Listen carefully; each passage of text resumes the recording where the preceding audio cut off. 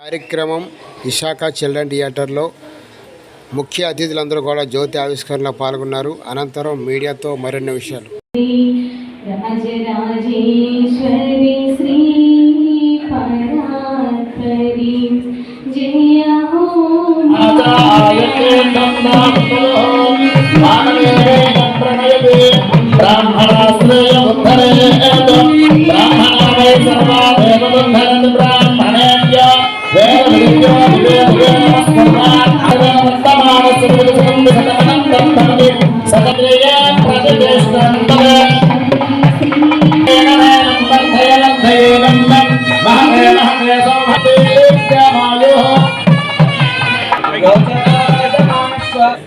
అందరికీ నమస్కారం.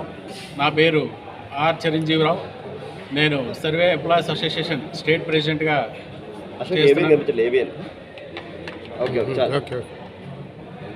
ఈరోజు రాష్ట్ర కౌన్సిల్ సమావేశం విశాఖపట్నం జిల్లా సిరిపురం నందు గల చిల్డ్రన్స్ ఎరీనా థియేటర్ నందు ఈరోజు జరుగుతుంది.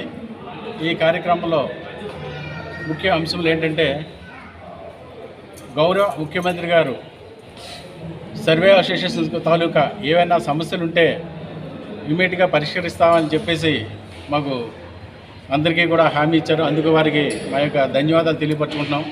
ముందుగా రీసర్వే కార్యక్రమం మొదలు కాబోతుంది. రీసర్వే కార్యక్రమంలో ఇంతకుముందు చేసేటప్పుడు ఓఆర్ఐని బేస్ చేసుకొని సర్వే చేయడం జరిగింది. దానివల్ల చాలా తప్పులు తడకలు రావడం జరిగింది. అలా కాకుండా రోవర్ని బేస్ చేసుకొని ప్రతి ఎల్పిఎంకి కూడా రైతుల సమక్షంలో ప్రతి పాయింట్ తీసుకున్నట్లయితే సర్వే కరెక్ట్గా వస్తుందని చెప్పేసి మేము ఈ విధంగా తెలియపరచుకుంటున్నాం. అదేవిధంగా ఈ సర్వే చేసేటప్పుడు టీం అందరూ కూడా అటెండ్ అవ్వాలని, ఈ రెవెన్యూ విఆర్ఓస్ కానీ అలాగే ఆర్ఐస్ కానీ గ్రామ సర్వేలు కానీ మొత్తం అందరూ అటెండ్ అయ్యి ఉన్నట్లయితే రీసర్వే జరిగినట్టయితే ఎటువంటి తప్పులు రాకుండా కరెక్ట్గా వస్తుందని చెప్పేసి మేము ఆశిస్తున్నాం. అదేవిధంగా హర్రీబురిగా కాకుండా మాకు కొంత టైం ఇచ్చినట్టయితే ఇంకా క్వాలిటీ మెయింటైన్ చేసి మేము అందిస్తామని చెప్పేసి మేము కోరుకుంటున్నాం. మనకి ఇంతకుముందు పూర్వం 1950లో సర్వే జరిగింది.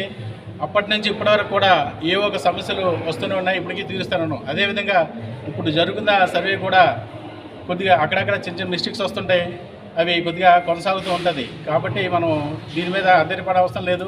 కానీ మా వాళ్ళందరూ కూడా కష్టపడి విలేజ్ సర్వేయర్స్ సర్వే చేయడానికి సిద్ధంగా ఉన్నారు. గతంలో సర్వే చేసేటప్పుడు చాలామంది ఈ టెన్షన్కి ఒత్తిడికి గురయ్యి తట్టుకోలేక చాలామంది యాక్సిడెంట్లు అవ్వడం, అలాగే కొంతమంది ఈ ఒత్తిడిని తట్టుకోలేక ఆత్మహత్యలు కూడా చేసుకున్న ఉదంతాలు కూడా మా దగ్గర ఉన్నాయి. అటువంటి పరిస్థితి ఇక మీదట రాకుండా ప్రభుత్వం అధికారులు ఒక ఆలోచన చేసి అసోసియేషన్తో పాటు కలిసి ఒక ఆలోచన చేసి రీసర్వేకి వచ్చినట్టయితే మా సలహాలు తీసుకొని ముందుకెళ్ళినట్టయితే ఈ సర్వే సక్రమంగా సవ్యంగా సాగుతుందని, అదేవిధంగా రైతులకి మనం న్యాయం చేకూర్చిన వాళ్ళు అవుతామని చెప్పేసి వినయపూర్వకంగా మీకు తెలియపరుస్తున్నాం. అదేవిధంగా మాకు ఈరోజు సమావేశంలో తీర్మానం ప్రకారం మాకు 323 జీవో వచ్చి ఈరోజు 2 years అయింది. 2022లో ఇచ్చారు జీవో.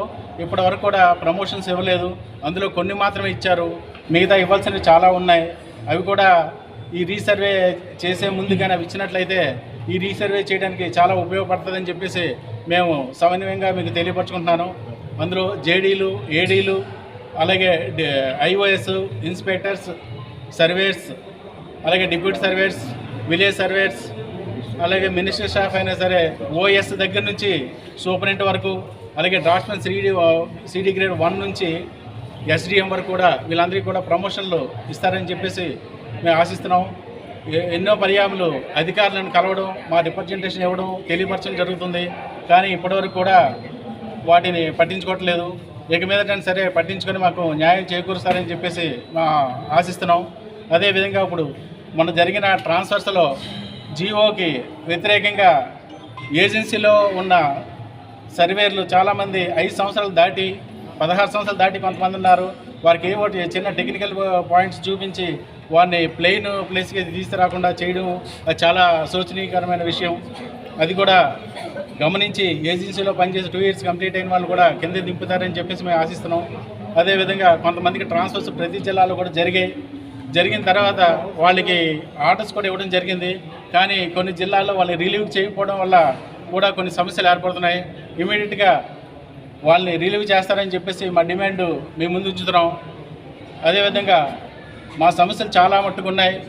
అవన్నీ కూడా ప్రభుత్వం గ్రహించి మమ్మల్ని పిలిపించి మా యొక్క సమస్యలన్నీ కూడా సావధానంగా తీరుస్తారని చెప్పి